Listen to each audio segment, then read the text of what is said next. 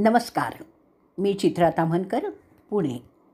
लेखक श्रीयुत अशोक कोठारे लिखित आणि ई साहित्य प्रतिष्ठानतर्फे प्रकाशित महाभारत मराठी अनुवाद या ग्रंथाचं अभिवाचन करणार आहे.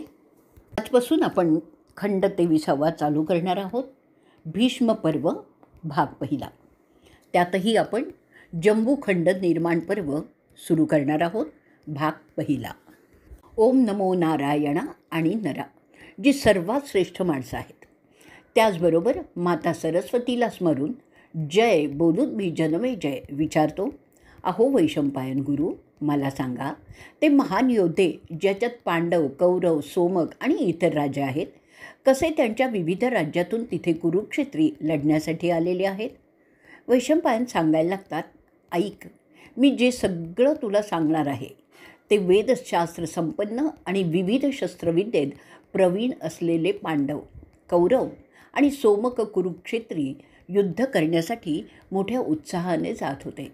ते दोघेही त्या युद्धात यशस्वी होण्याच्याच इराद्याने भाग घेत होते. कौरवांच्या बाजूचे लढवय्ये कुरुक्षेत्राच्या पश्चिमेकडील भागात तळ ठोकतात. त्यांचे चेहरे पूर्वेकडे असतात. युधिष्ठिराचे राजे ठरलेल्या नियमानुसार संमत पंचकाच्या पलीकडील भागात त्यांचा डेरा घालतात. सगळी पृथ्वी जणू काही तिथे उतरलेली आहे असं वाटत होतं. माणसं, घोडे, हत्ती वगैरे सगळे तिथे आलेले होते. फक्त लहान मुलं, बायका आणि वृद्ध मात्र घरी राहिले होते. असे ते सगळे जंबूद्वीपातून आलेले होते. त्या सैनिकात सगळ्या जाती, वंशाचे, जमातीचे लोकही आलेले होते. तो परिसर अनेक योजने चौफेर पसरलेला होता. त्यात अनेक नद्या, झरे, डोंगर, दर्या, अरण्य अशांचाही समावेश होता. युधिष्ठिराने सगळ्यांच्या खाण्यापिण्याची उत्तम व्यवस्था केलेली होती. सैनिकांच्या विरंगुळ्यासाठी सुद्धा तिथे व्यवस्था केलेली होती. त्या विविध लष्कराच्या जनावरांची सुद्धा चांगली व्यवस्था होती. युधिष्ठिराने त्या ठिकाणी काम करण्यासाठीचे परवलीचे शब्द ठरवून ठेवले होते. त्यामुळे फक्त पांडवांचीच माणसं तिथे वावरत होती. त्या व्यवस्थेमुळे दुश्मनांचा हेर तिथे वावरू शकतच नव्हता. त्याचप्रमाणे कौरवांनी देखील त्यांच्या सुरक्षतेसाठी त्यांच्या लोकांना बिल्ले दिले होते. ते असणाऱ्यालाच त्यांच्या तळात जाता येत होतं. अशा प्रकारे दोघांनीही त्यांच्या सुरक्षिततेच्या व्यवस्था केलेल्या होत्या. जनमेजयमध्येच विचारतो, अहो ऋषीवर्य, मला सांगा, त्या प्रदेशाला कुरुक्षेत्र का म्हणतात? वैशंपायन सांगतात की कुरु घराण्याच्या पूर्वजांनी तिथे तपस्या केली होती, म्हणून त्या प्रदेशाला कुरुक्षेत्र असं नाव मिळालेलं आहे. पांडवांची जय्यत तयारी जशी होती त्याचप्रमाणे धृतराष्ट्राच्या मुलाने देखील त्याची व्यवस्था केलेली होती. तो हत्तीवर बसून त्याच्या भोवती अनेक हत्तींचा गराडा ठेवून आणि शेकडो भाऊ त्याच्या भोवती असा कुरुक्षेत्री निघालेला होता. त्याच्या अंबारीवर शुभ्र रंगाची छत्री होती. खऱ्या क्षात्र तेजाचे पांचाल दुर्योधनाला तसा येत आहे ते पाहून मोठ्यांना त्यांनी रणवाद्ये, ज्यात शंख, तुतार्या होत्या, ते वाजवू लागले. ते पाहून वासुदेव आणि त्या इतर पांडवांना फार संतोष झालेला दिसत होता. अर्जुन आणि कृष्ण त्यांच्या रथात होते. ते सुद्धा त्यांचे शंखू काढून वाजवायला लागतात. त्यांच्या त्या शंखनादामुळे तिथे जमलेले लोक घाबरून मुतू आणि हागू लागले. त्या भागात असलेले इतर प्राणीसुद्धा तिथून पळून जाऊ लागले. त्यांच्या पळण्यामुळे जमिनीवरील धूळ जोरात हवेत उडू लागली, इतकी की त्यामुळे कोणीही काहीही पाहू शकत नव्हतं. सूर्यसुद्धा त्यामुळे दिसेनासा झाला होता. आकाशातील काळे ढग रक्त आणि मांसाचे तुकडे खाली टाकत त्यांचाच पाऊस पडू लागलेला होता. त्यामुळे जमिनीवरील लहान मोठे पत्थर आकाशात उडू लागले होते. त्यांच्या आघातामुळे कित्येक जण जखमी झाले होते. दोनही बाजूंचे लढवय्ये मोठ्या उत्साहात तिथे युद्ध कधी प्रारंभ होतोय त्याची वाट पाहत होते. तो त्यांचा लढा विलक्षण ठरणाराच होता. ते दोन्ही सैन्य दोन सागरासारखे एकमेकात भिडणार होते. ते दृश्य पाहण्यासाठी स्वर्गातून देव त्यांच्या वाहनात बसून आकाशातच थांबलेले होते. त्यानंतर पांडव, कौरव आणि सोमक एकत्र येतात. त्या युद्धाचे नियम ठरवतात. पुढे युद्ध त्या ठरलेल्या नियमानुसार होणार असतं. म्हणजे युद्ध न्याय्य आणि पवित्र व्हावं असाच त्यामागचा उद्देश होता. कुलीन क्षत्रियांचे तसे नियम होते, त्याप्रमाणेच ते लढत असत. ते नियम असे होते की शब्दांची लढाई फक्त शब्दांनीच होणार, रथींची रथाने होणार, हत्तीस्वारांची हत्तीस्वारच लढणार, पायिकांची पायिकच लढणार. जर कोणी शस्त्र खाली टाकली तर तो युद्धातून बाद होईल, त्याला मारता येणार नाही.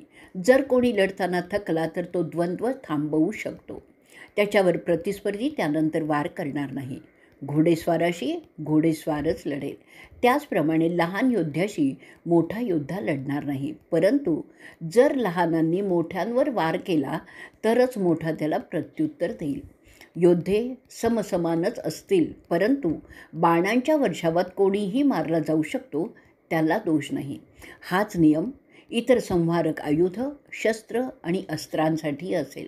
जखमी झालेल्या योद्ध्यावर तो खाली पडलेला असताना त्याच्यावर वार केला जाणार नाही. जखमी योद्ध्यांना घेऊन जाणारे सेवक दोन्हीही बाजूंनी सुरक्षितच असतील. निशस्त्र योद्ध्यावर वार केला जाणार नाही.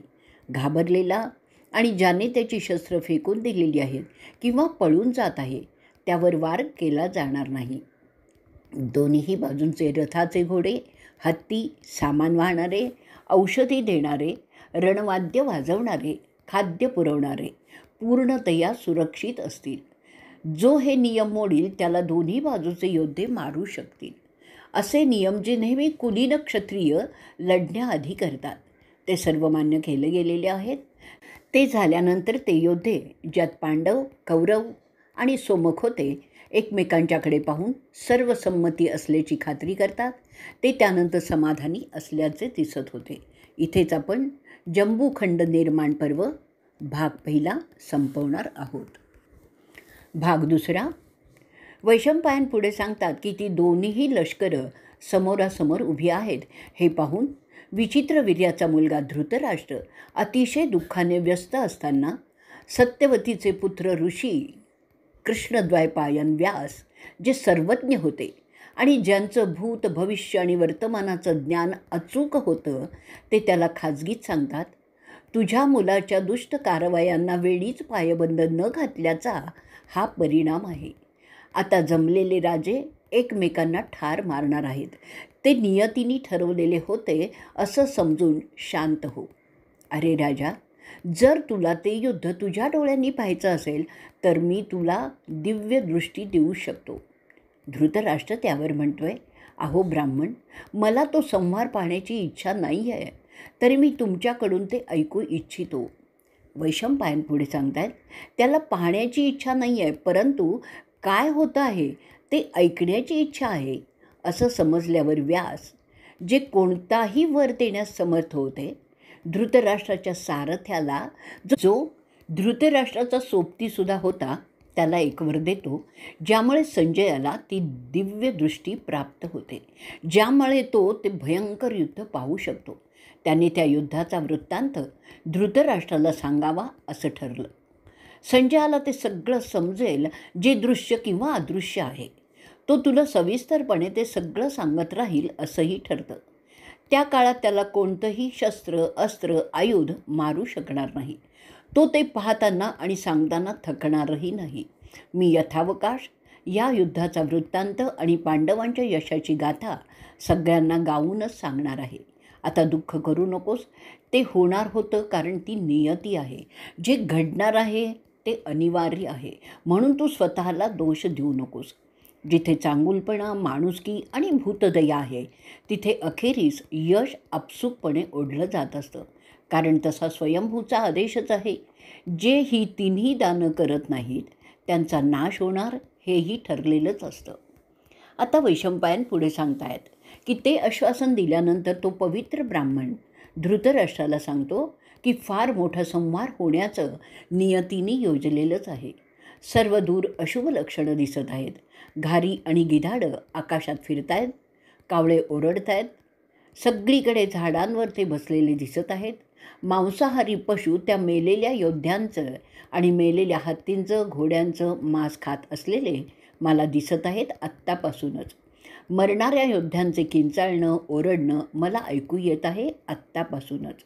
मला दिसतं आहे की उगवणारा आणि मावळणारा सूर्याच्या सभोवर 3 रंगाची ढग दिसत आहेत. विजांचा चमचमाट, ढगांचा गडगडाट मला ऐकू येत आहे.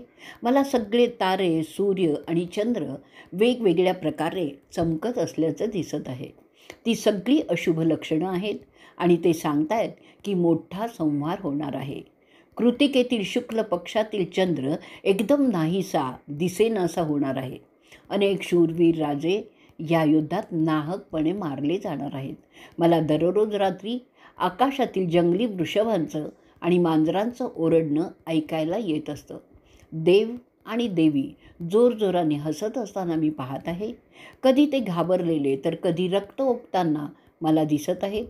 कधी घामाने ओथंबलेले दिसत आहेत. कोणीही नगारे वाजवत नसताना ते आपोआप वाजू लागत आहेत असंही दिसत आहे.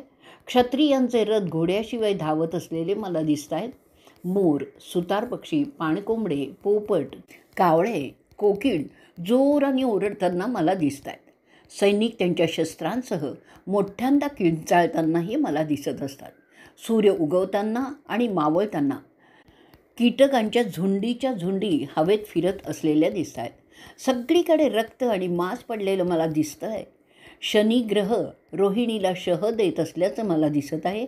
अरुंधती वसिष्ठांच्या मागे लपलेली आहे असं मला वाटतं आहे. चंद्रावरील हरणाचं चिन्ह अंधुक झालेलं आहे असं मला वाटतं आहे. ही सगळी लक्षणं काहीतरी भयंकर होणार असं सुचवत आहे. अरे राजा, आकाशात ढग नसताना ढगांचा गडगडाट ऐकू येत असतो. तसंच सगळी जनावरं रडत असल्याचंही मला वाटतंय रे. इथेच आपण भाग 2 पूर्ण करणार आहोत. भाग 3. व्यास पुढे सांगतात की गायींच्या पोटी गाढवं जन्मतील. लोक मातेशी संबंध ठेवतील. वनातील झाडं मोसमाबाहेर फळं आणि फुलं दाखवतील. बायकांना जलद गर्भधारणा होऊ लागेल. काही स्त्रिया राक्षसांना जन्म देतील. मांसाहारी जनावरं मांसाहारी पक्ष्यांबरोबर मांस खाताना दिसू लागतील. अशुभ प्राणी उत्पन्न होतील. ज्यांना 3 शिंगं असतील किंवा 4 डोळे असतील किंवा 2 डोके असतील, 5 पाय असणारे, 2ही लिंग असणारे असे विलक्षण प्राणी जन्मायला लागतील. काहींना भयंकर दात असतील, त्यांची तोंडं उघडी असतील. काहींना 2 शेपटं असतील. घोडे 3 पायाचे आणि डोक्यावर तुरा असलेले निपसतील. त्यांचं घाबरवणारं ओरडणं सगळ्यांनाच भीती देईल. अरे राजा, तुझ्या राजधानीत ब्राह्मणांच्या पोटी गरुड आणि मोर पैदा होतील. घोडीच्या पोटी वासरं जन्मतील. कोल्हे आणि लांडगे, पोपट, सांबरं विचित्र प्रकारे ओरडत राहतील. काही बायकांना 4 ते 5 मुली होतील. ती जन्मलेली जन्मल्याबरोबर नाचू लागतील, हसू आणि गाऊही लागतील. शूद्र लोक मोठ्यांदा हसायला लागतील, नाचायला लागतील. ते फार मोठं अशुभ लक्षणच समजलं जातं. खेळातील मुलं त्यांच्या खेळण्यांनीच मारामारी करू लागतील. झाडांवर कमळं उगवू लागतील. फार जोराने वादळी वारं वाहतील. त्यामुळे सर्व दूर धुळीचे साम्राज्य पसरेल. पृथ्वीत अनेक जागी धरणीकंप होईल. अशी सगळी लक्षणं कुरु घराण्याच्या नाशाची चिन्ह आहेत. एक भयंकर अशनी पुष्य नक्षत्राला शह देताना दिसेल. त्या कारणाने ही दोन्हीही लष्करं एकमेकांवर तुटून पडणार आहेत. मंगळ ग्रह माघाकडे सरकेल. गुरु श्रावणाकडे सरकेल. शनी भगाकडे सरकेल. शक्र पूर्व भद्राकडे सरकलेला असेल. पुढे अत्तप्पा भद्राकडे जाईल. केतू ज्येष्ठाला शह देईल. पुढे उजवीकडे गेल्यानंतर तो चंद्र आणि सूर्याला वाढेल. राहू चित्रा आणि स्वातीमध्ये आलेला असेल. मंगळ श्रवण नक्षत्राला शह देत असेल. पृथ्वीवर जी जी पिकं नित्यनेमाने यायची त्याऐवजी सगळी पिकं सगळ्या मोसमात येऊ लागतील. जवाच्या रोपाला 5 कणसं लागतील. भाताच्या रोपाला शेकडो कणसं लागतील. वासरांनी दूध प्यायल्यानंतर जेव्हा माणूस दूध घेण्याचा प्रयत्न करेल तेव्हा दुधाच्या ऐवजी रक्त येईल त्या सडातून. धनुष्यातून आणि तलवारीतून तेजस्वी प्रकाश येऊ लागेल. याचाच अर्थ त्यांना लढण्याची तीव्र इच्छा झालेली आहे. सगळ्यातून आग निघत आहे असाही भास होईल. याचा अर्थ एवढाच आहे की एक मोठा नरसंहार होणार आहे. अरे राजा, रक्ताच्या नदीतून योद्ध्यांचं जहाज जात आहे. त्या नदीच्या दोन्हीही तीराला बाजूंना भयंकर प्राणी अक्राळ विक्राळ आवाजात ओरडत आहेत असं मला दिसतंय. एक डोळी, एक पाय, एक पंख असलेले पक्षी आकाशात भयंकर अशा आवाजात ओरडत घिरट्या घालताना दिसत आहेत. ती सगळी अशुभ लक्षणं आहेत. सप्तर्षींचे तारे आकाशात चमकतच नव्हते. विशाखा नक्षत्राकडे गेलेले गुरु आणि शनी तिथेच वर्षभर राहिलेले आहेत. पंधरवड्याच्या महिन्यातील पक्ष 13 दिवसांचा झालेला असेल, त्यामुळे महिन्याचं गणितच चुकेल. दोनही चंद्र आणि सूर्य राहूनी ग्रासलेले असतील. सगळ्या पृथ्वीवर धुळीचं साम्राज्य पसरलेलं असेल. भयंकर वाटणारे ढग आकाशात दिसतील. राहू कृतिकेला शह देईल. वादळी वारे वाहत असतील. अशी अनेक अशुभ लक्षणं दिसायला लागतील. पौर्णिमेला होणारे ग्रहण त्याआधीच येईल. अशी अवलक्षणंही होतील. विहिरीत पाण्याचा फेस दिसेल. अशनी पडू लागतील. त्यांचे आवाज घाबरवणारेच असतील. जशी ही रात्र जाईल तुला अशुभ चिन्ह दिसायला लागतील. मोठमोठे ऋषी सांगतातही की अशी लक्षणं दिसू लागली की पृथ्वी माणसाचं रक्त पिऊ लागते. कैलास पर्वतापासून हिमालयापर्यंत पसरलेल्या प्रदेशात असंख्य भूकंप होतील. डोंगरांची शिखरं त्यामुळे कोसळतील. 4ही महासागरांना भरती येईल, इतकी की ते सागर जमीनच खाऊन टाकतील. प्रचंड वादळांमुळे झाडे उन्मळून पडतील. विजांचा चमचमाट सर्वत्र दिसायला लागेल. ब्राह्मण जेव्हा त्यांचा पवित्र अग्नी पेटवतील तेव्हा त्याच्या ज्वाळा डावीकडे झोकतील. त्याचाच अर्थ वाईट घडणार असा होतो. स्पर्श, रुची आणि गंध वेगवेगळे वाटू लागतील. गाय जोरजोराने भयंकर आवाजात हांबरू लागतील, जे ऐकल्याने भीती वाटावी. बिथरलेले हत्ती सैरावैरा धावून धुळधाण करताना दिसतील. नरसंहार टाळेल असं करावं राजाने असं सांगावंसं वाटतं. वैशंपायन पुढे सांगतायत, धृतराष्ट्र त्याच्या जन्मदात्याचे तो उद्गार ऐकून म्हणतो, मला वाटतं हे सगळं आधीच नियतीने ठरवलेलं आहे. त्यात मी काय करणार आहे? राजे त्यांचं क्षात्र कार्य करताना मेले तर ते स्वर्गातच जातील. त्यांची जागा जिंकणारे क्षत्रिय घेतील. हा क्रम अनंत काळाचा. त्यात मी काय करणार आहे? वैशंपायन पुढे म्हणतात, त्याच्या मुलाच्या त्या बोलण्यानंतर व्यासमुनी एकचित्त करतात. थोडा वेळ गेल्यानंतर ते पुन्हा सांगतात, तू जे सांगतोयस ते खरं आहे. मोठा जनसंहार होण्याचं विधात्यानेच ठरवलेलं आहे. त्यानंतर नवीन क्रम सुरू होईल. जुना क्रम संपेल. नवीन कुळ सत्तेवर येतील. जुनी संपतील. हे होणार आहे. ह्या जगात काहीही कायम नसतं. सगळे सतत सतत बदलतच असतं. जो निसर्गाचा क्रम आहे त्याप्रमाणेच. त्याबद्दल शोक करण्यात काहीच अर्थ नसतो. तरीसुद्धा तू तुझ्या लोकांना चांगुलपणाचा, माणुसकीचा आणि भूतदयेचा मार्ग आचरण्यास सांगावं. त्यामुळे जी नवीन सत्ता येईल ती बिनदोष असेल. असा संहार तेव्हाच होतो जेव्हा पापाचं प्रमाण वाढलेलं असतं. मला जे योग्य वाटत नाही ते तू करू नकोस. तुझ्या मुलाच्या रूपाने साक्षात मृत्यू जन्मलेला आहे. असा संहार वेदांनाही मंजूर नाही आहे. अशा रीतीने नरसंहार होणं चांगलंच नाही आहे. त्यामुळे हेच समजतं की तुझ्या कारकिर्दीत राज्यातील चांगुलपणा, माणुसकी आणि भूतदया लयाला गेलेली आहे. नाही तर अशा प्रकारचा नरसंहार होतच नाही. जेव्हा राजाचीच नियत बिघडते तेव्हाच प्रजेची नियत बिघडत असते. तुझी नियत म्हणजेच तुझ्या मुलांची नियत का आणि कशी बिघडली ते तुलाच पाहावं लागेल. जर योग्य दक्षता बाळगली तर तुला परिस्थिती सुधारता येईल. पांडवांना त्यांचं देऊन टाक, कारण ते तुझं नाही आहे. व्यासांचं ते बोलणं मनाला लागणार होतं, तरीही ते ऐकल्यावर बोलण्यात पटाईत असलेला धृतराष्ट्र त्यांना सांगतो, माझं ज्ञान जीवनाबद्दलचं आपल्या इतकंच आहे. मला कोणतंही पाप करण्याची इच्छा नाही आहे. माझी मुलं माझं काही ऐकत नाहीत.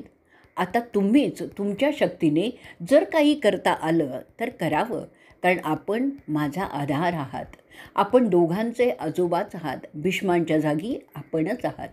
व्यास त्याला सांगतात, अरे विचित्र वीर्याच्या मुला, तुझ्या मनात काय आहे ते स्पष्ट शब्दात तरी मला सांग. मी तुझ्या मनातल्या शंकांचं समाधान करीन. धृतराष्ट्र त्यावर म्हणतो, अहो पवित्र मुनी, मला तुमच्याकडून ऐकायचं आहे की कोणत्या गुणांमुळे माणसाला लढाईत यश मिळतं. व्यासमुनी सांगतात, जेव्हा पवित्र अग्नीच्या ज्वाळा तेजाने चमकतात आणि सरळ उभ्या फडकत राहतात. त्यातून धूरही येत नाही. तुपाचं अर्घ्य दिले की सुमधुर सुगंध येतो.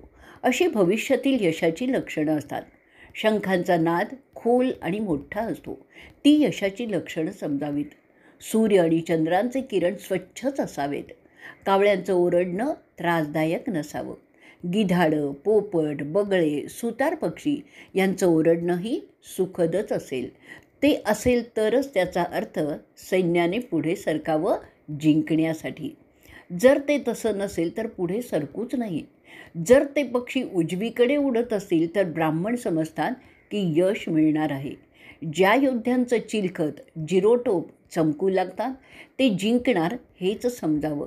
जे मोठ्या उत्साहात ओरडत लढत असतात, ज्यांच्या गळ्यातील हार कोमेजलेलेच नाहीत, ते जिंकणार असं समजावं. जर ज्ञानेंद्रिय नीट काम करत असतील तर ते शुभ लक्षण समजावं. अरे राजा, ही सैन्याची लक्षणं मी तुला सांगितली आहेत. जेव्हा त्या विपरीत असतील तेव्हा अपयश हे येणार हेच समजावं. सैन्य लहान आहे की मोठं आहे ह्यापेक्षा त्यातील सैनिक किती ताजेतवाने आहेत, उत्साही आहेत, हे यशाची ग्वाही देतात. घाबरलेले, नाराज, चिंता करणारे, सतत तक्रारी करणारे सैन्य हे अपयशाचं चिन्ह समजावं. कारण अशा सैनिकांच्यामुळे इतर चांगले सैनिकसुद्धा बिथरतात. त्यांचं नैतिक बळ संपुष्टात येतं आणि त्यामुळेच अपयश येतं. एकदा का असं झालं की त्यात सुधार करणं शक्यच नसतं. अशा रीतीने बिथरलेल्या सैन्यांच्या पुढे मोठा सेनानीसुद्धा काहीही करू शकत नाही. बिथरलेलं सैन्य पुन्हा एकत्र आणणं सोपं नसतं. ते बिथरलेल्या गुरांच्या खिल्लारासारखंच असतं. असं सांगतात की जे यश समझोत्यांनी येतं ते खरं यश असतं. त्यासाठी आपल्या फौजात एकोपा राखताना शत्रूच्या गटात तो नष्ट करण्यात लढाईचं अर्धयश असतं. लढाईत मोठं पाप असतं, कारण त्यात विनाकारण हिंसात्मक हत्या होत असते, जी सहजपणे टाळता येणारी असते बहुधा. एकत्र राहून एकमेकांबद्दल सन्मानाची भावना आहे असे मूढभर योद्धे एखाद्या विथरलेल्या मोठ्या सैन्यालासुद्धा पराजित करू शकतात. विंताचा मुलगा गरुड एखाद्या मोठ्या पक्षाच्या थव्याला अडवू शकतो. अखेर सांगायचं म्हणजे लढाईतील यश हा भाग्याचा भाग असतो. ज्यांचं भाग्य बलवत्तर आहे ते जिंकतात. तरी ज्यांना यश मिळालं आहे त्यांनासुद्धा काहीतरी मार हा खावा लागतच असतो. इथेच आपण आपला तिसरा भाग संपवणार आहोत. भाग चौथा. वैशंपायन पुढे सांगतात, तेवढं सांगितल्यानंतर व्यास तिथून निघून जातात. धृतराष्ट्र विचार करत राहतो. थोडा वेळ विचार केल्यावर त्याला श्वास लागतो. तो संजयाला बोलवतो. त्याला म्हणतो, अरे संजया, हे सगळे राजे युद्धासाठी एवढे उतावीळ का आहेत रे? त्यांच्या ह्या कृत्यामुळे यमाच्या राज्यातील लोकसंख्या वाढत असते. ते कोणत्या समृद्धीसाठी हे सगळं करत असतात? पृथ्वी मिळवण्यासाठी ते एकमेकांच्या उरावर बसतात.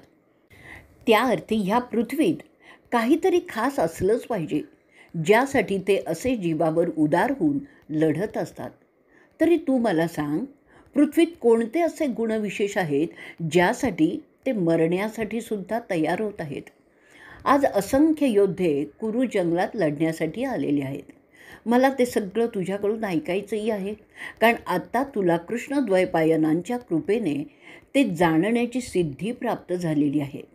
मला प्रथम सांग, ते राजे कोणत्या भागातून लढण्यासाठी आलेले आहेत? संजय सांगतो, अहो भरतकुळांचे राजा, मला प्राप्त झालेल्या दिव्य दृष्टीमुळे जे समजतंय ते मी प्रामाणिकपणे सांगणार आहे. ह्या पृथ्वीवर 2 प्रकारचे गुणविशेष आहेत. त्यात चर आणि अचर प्राणी प्रथम आपण पाहू. त्यात अंडज, गर्भज आणि चिखलात म्हणजे मातीत उगवतात. त्यांना गर्भज महत्त्वाचे आहेत. त्यात मनुष्यही येतो. त्यानंतर महत्त्वाचे असलेले त्यात वनात राहणारे आहेत. त्यात वाघ, सिंह, डुक्कर, रेडा, अस्वल, हत्ती, गुरढोरं, माकडं, शेळी, बकरी, घोडे, गाढवं, हरणं वगैरे येतात. त्यातील काही माणसाने पाळीव केलेले आहेत आणि त्यांच्या मदतीने माणूस त्यांचं जीवन सुखकर करत असतो. त्यांचा उल्लेख वेदात आहे. त्यातील काही जे देवांना आवडतात खाद्य म्हणून ते यज्ञात बळी दिले जातात. असे सगळे प्राणी एकमेकांना खाऊन जिवंत राहतात अशी सृष्टीची व्यवस्था आहे. अचरात प्रामुख्याने विविध वनस्पती येतात. त्यात झुडपं, वेली, वृक्ष, विविध प्रकारची तृणधान्य, कडधान्य, गवत, बहुवर्षी आणि वार्षिक अशी आहेत. त्यांचा उपयोग शाकाहारी प्राण्याने त्याच्या खाण्यात होत असतो. माणूससुद्धा द्विआहारी असल्यामुळे तोसुद्धा त्यातील काही खात असतो त्याच्या उपजीविकेसाठी. ते सगळंच पृथ्वीतूनच उत्पन्न होतात आणि शेवटी पृथ्वीतच मिळतात. त्यांचा कायम नाश कधीच होत नाही. पृथ्वी त्या सगळ्या चराचरांचा आधार असते, म्हणून त्यांना गायत्री असंही म्हणतात. अशासाठी ह्या पृथ्वीच्या जमिनीला अनन्यसाधारण महत्त्व आहे. ती ज्याच्या ताब्यात तो शक्तिमान समजला जातो आणि म्हणून त्यासाठी राजे एकमेकांशी लढत असतात. इथेच आपण आपला चौथा भाग संपवणार आहोत. भाग 5. धृतराष्ट्र म्हणतो, अरे संजया, मला सांग त्या नद्यांची, पर्वतांची, डोंगरांची, प्रदेशांची नावं आणि त्यांचे आकारमान अशी सगळीच माहिती दे, ज्या कारणाने मी त्यांचं महत्त्व समजू शकेन. संजय सांगायला सुरुवात करतो, अहो राजर्षी, पंचमहाभूतांचा परिणाम स्वरूप ह्या जगात विविध पदार्थ उत्पन्न होत असतात. ते पंचमहाभूत आहेत आकाश, हवा, अग्नी, पृथ्वी किंवा जमीन आणि पाणी. त्यांच्यात असलेले गुणविशेष आहेत आवाज, स्पर्श, दृष्टी, रुची आणि गंध. त्या गुणविशेषांमुळे त्यांच्या अस्तित्वाचं माणसाला त्यांच्या ज्ञानेंद्रियांच्या मदतीने आकलन होत असतं. त्यातील पृथ्वी ही सर्वात जास्त महत्त्वाची आहे, कारण त्यात हे सगळे गुणविशेष असतात. बाकीच्यात ते गुणविशेष कमी कमी असतात. पाण्यात 4 म्हणजे आवाज, स्पर्श, दृष्टी आणि रुची असतात. अग्नीत 3 म्हणजे आवाज, स्पर्श आणि सृष्टी असतात. हवेत 2 म्हणजे आवाज आणि स्पर्श असतात. आकाशाला तर फक्त एकच गुणविशेष म्हणजे आवाज असतो. सगळे चराचर त्या पंचमहाभूतांच्या विविध प्रकारे मिसळण्यातून उत्पन्न होत असतात. त्यांचं मोजमाप करताही येत नाही. ते ब्रह्माचं वास्तविक रूप समजलं जातं. ते विविध प्रकारे जोडले जातात आणि पुन्हा मोडलेही जातात. सगळ्या चराचरात ते निरनिराळ्या प्रकारे आढळतात. मनुष्य त्यांना विविध प्रकारे समजवण्याचा प्रयत्न करत असतो. मनुष्य त्यांना निर्माण करू शकत नाही आणि नष्टसुद्धा करू शकत नाही. सृष्टीच्या नियमानुसार त्यांच्यात जोडणं आणि मोडणं हे होत असतं. त्यातूनही पृथ्वीवर विविध प्राणी उत्पन्नही होत असतात. हा विषय समजण्यासाठी मी आपल्याला एका बेटाची गोष्ट सांगणार आहे. त्याचं नाव आहे सुदर्शन. ते आकाराने चाकासारखं वर्तुळाकार आहे. त्या बेटावर पाणी आहे, नद्या आहेत, सरोवरं, तळी अशी विविध रूपात आहेत. त्यावर डोंगर होते, अनेक नगरं होती, बगीचे होते, त्याचं फुलं फळंही होती, शेती पण होती. अशा प्रकारे त्या बेटात संपत्ती उत्पन्न होत होती. त्या बेटाच्या सभोवार खाऱ्या पाण्याचा समुद्र होता.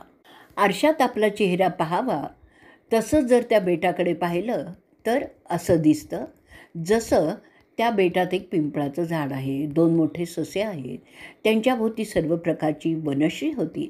त्याशिवाय सर्वत्र पाणी होते. इतर गोष्टी मी तुम्हाला नंतर सांगीन. आत्ता मी काय सांगतो ते तुम्ही नीट ऐका. पण इथे तुर्तास आपण भाग 5 संपवणार आहोत. भाग 6. धृतराष्ट्र म्हणतो, तू शहाणा आहेस संजया. तुला सगळ्या गोष्टींची जाणसुद्धा आहे. त्याप्रमाणे तू त्या बेटाची माहिती सांगत आहेस, परंतु मला त्या बेटाची माहिती तपशिलात सांग. त्या बेटाची मापं काय आहेत तेही सांग. सशासारखा जो भाग दिसतो त्याचीही माहिती सांग. त्यानंतर पिंपळाच्या झाडाबद्दलचीही माहिती सांग. वैशंपायन पुढे सांगतायत, अशा प्रकारे राजाने विचारल्यानंतर संजय सांगायला लागतो, बेटाचा विस्तार पूर्वेकडून पश्चिमेकडे आहे. त्याच्यात 6 पर्वत आहेत. त्या पर्वतात हिमालय आहे. त्याशिवाय हेमकूट आहे. त्याशिवाय प्रसिद्ध पर्वत निषाद आहे. नील पर्वतावर 5 उंच खडक आहेत. श्वेत पर्वत पांढरा आहे. त्याशिवाय एक आहे शृंगवत.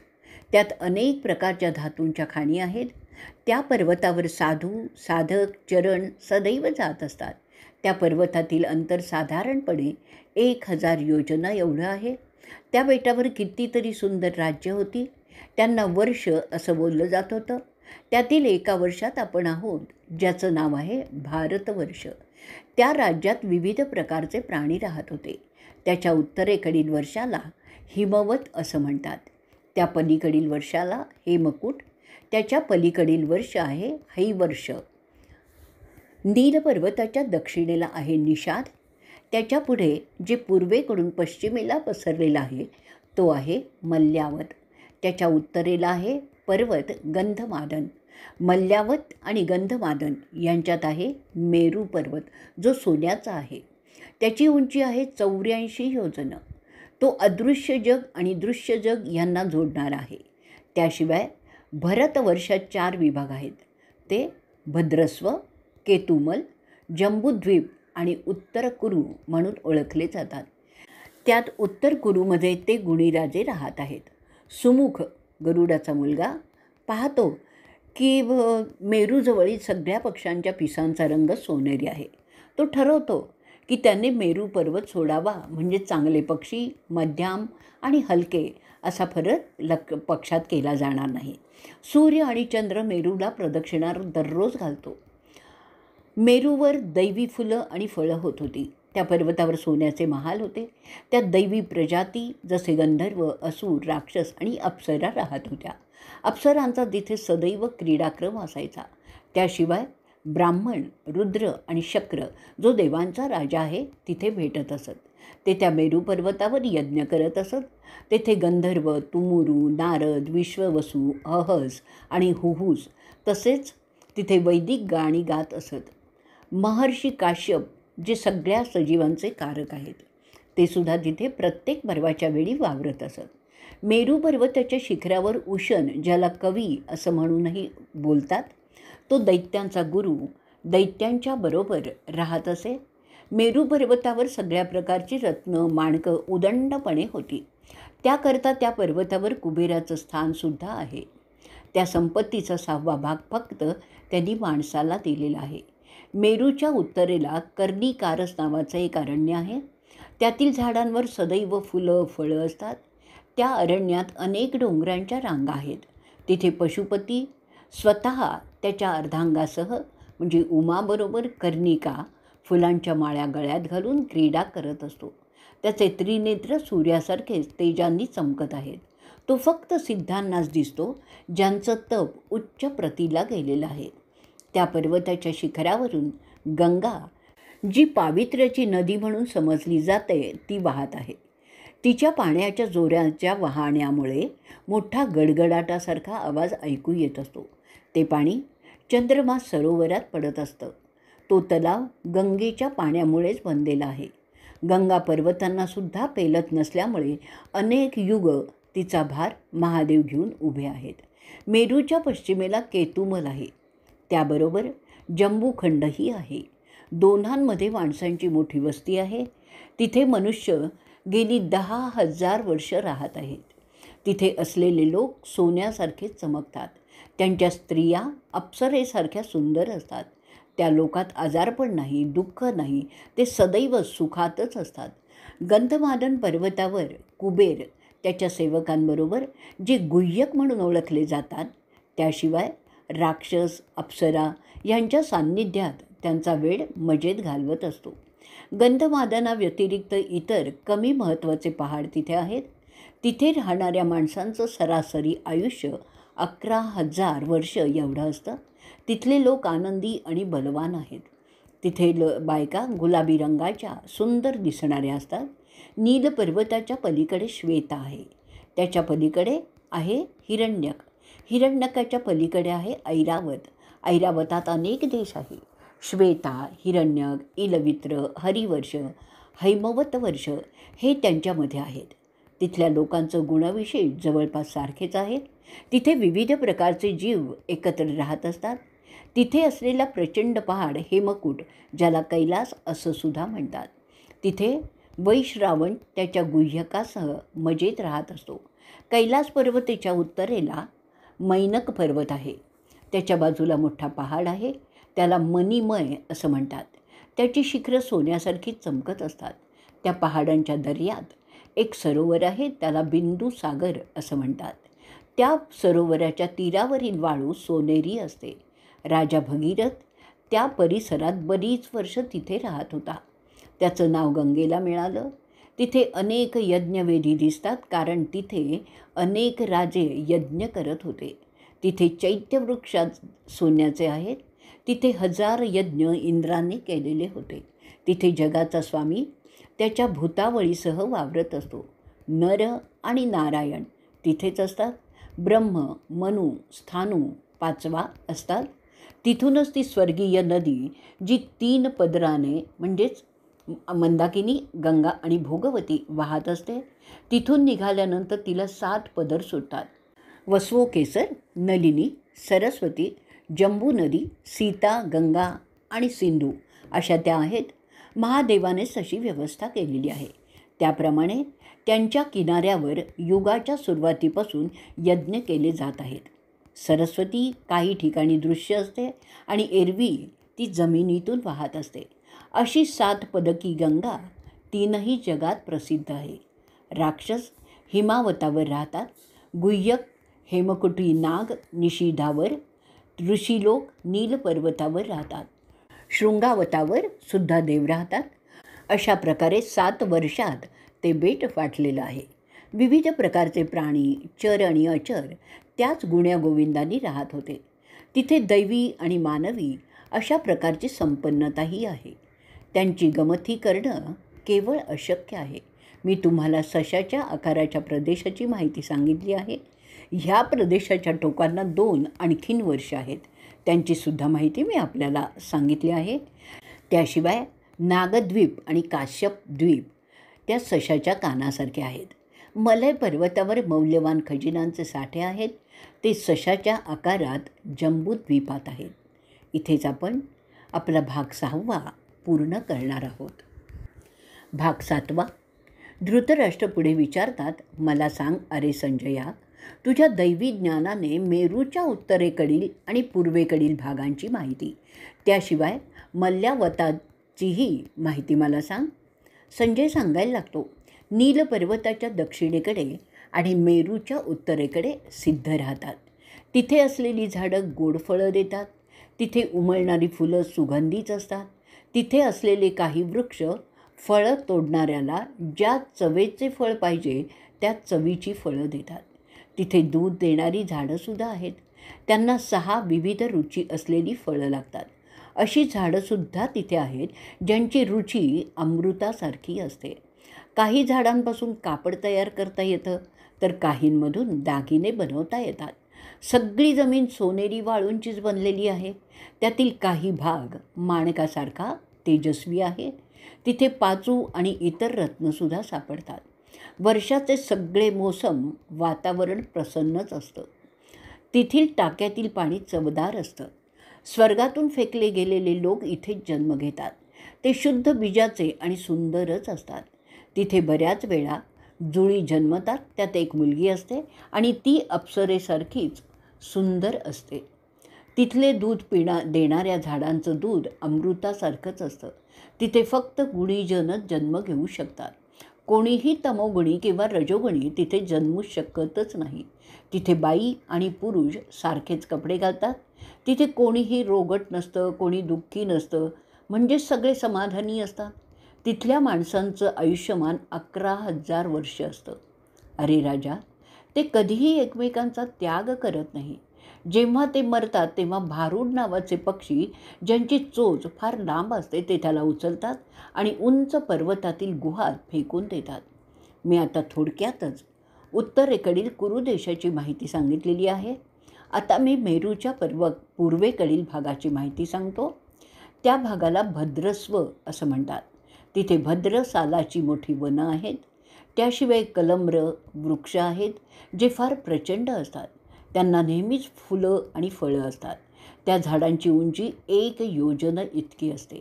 त्यांची पूजा सिद्ध आणि चारण करतात.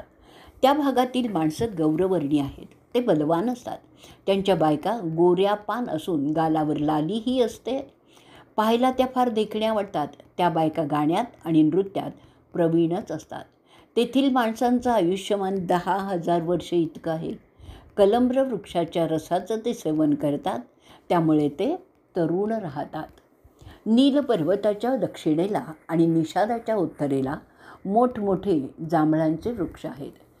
सिद्ध आणि चरण त्यांची पूजा करतात. ते वृक्ष अमर असल्याचं सांगतात. ते वृक्ष तुमची इच्छा पूर्ण करू शकतात.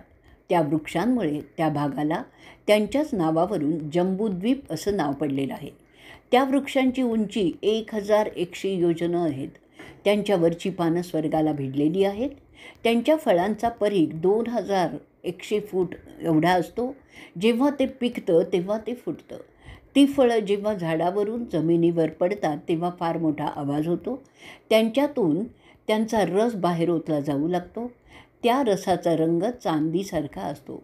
त्या रसाची नदी तिथे वाहते आणि मेरू पर्वताला एक फेरा करते. त्यानंतर उत्तर कुरू प्रदेशात येते. त्याचा रस प्यायल्यास मनाला शांती मिळते. त्यानंतर कधी तहान लागतच नाही. त्यांची प्रकृती नेहमीच चांगली राहते. त्या भागात एक प्रकारचं सोनं मिळतं. त्याला जंबू नद असं म्हणतात. त्यापासून दैवी दागिने बनवले जातात. त्यांची चमक इंद्रगोपका कीटकासारखी असते. तिचे जन्मलेले लोक सकाळच्या सूर्यासारखे लाल असतात. मल्यवत पर्वताच्या शिखरावर एक अग्नी नेहमीच दिसतो. त्याला समवतक असं म्हणतात.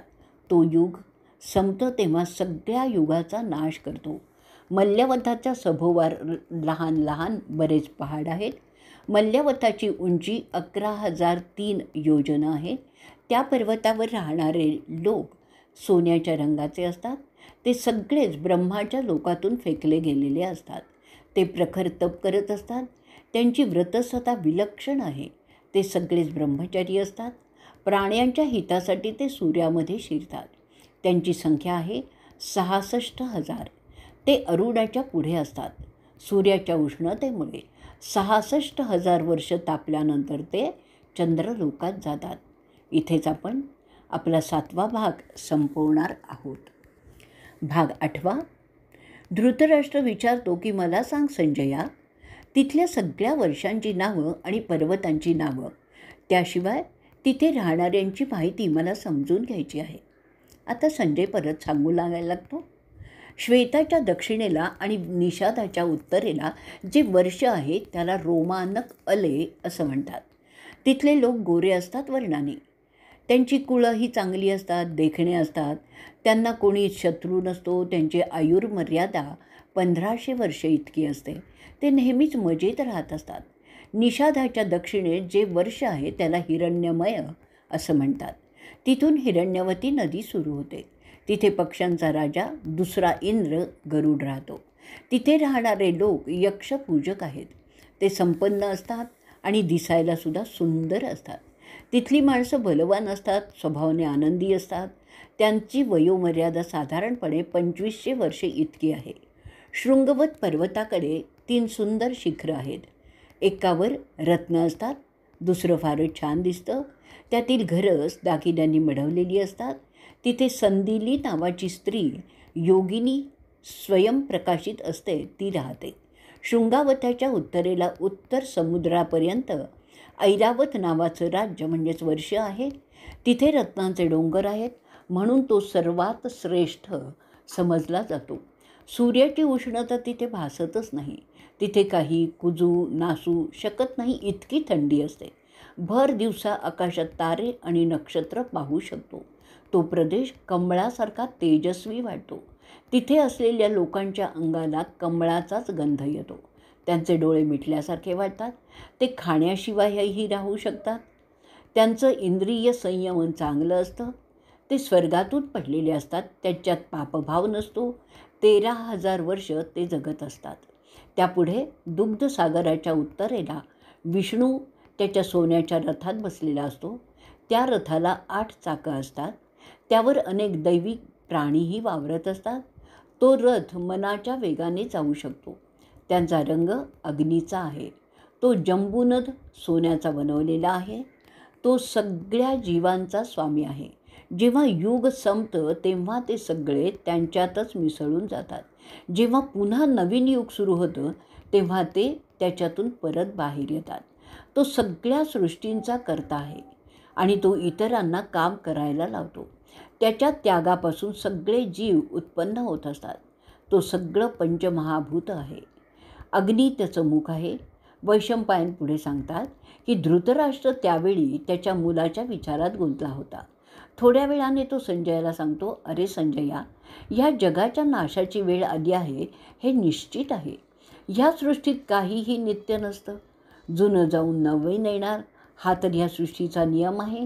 त्याबद्दल दुःख करण्यातही तथ्य नसतं. ते नर आणि नारायण सगळं करणारच आहेत. त्यांनीच हे योजलेलं आहे. दुर्योधन केवळ कारण मात्र आहे. त्याला कोणी वैकुंठ म्हणजे अतिशक्तिमान म्हणतात. सामान्य लोक त्याला विष्णू समजतात. इथेच आपण जंबूखंड निर्माण पर्व भाग 8 संपवतोय. त्याचबरोबर आपलं जंबूखंड निर्माण पर्वही आपण इथेच संपवणार आहोत.